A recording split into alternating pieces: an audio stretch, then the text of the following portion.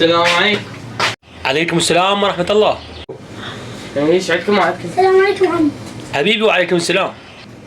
عم احنا حالتنا فقيرة، عاد تعطيني بلاش؟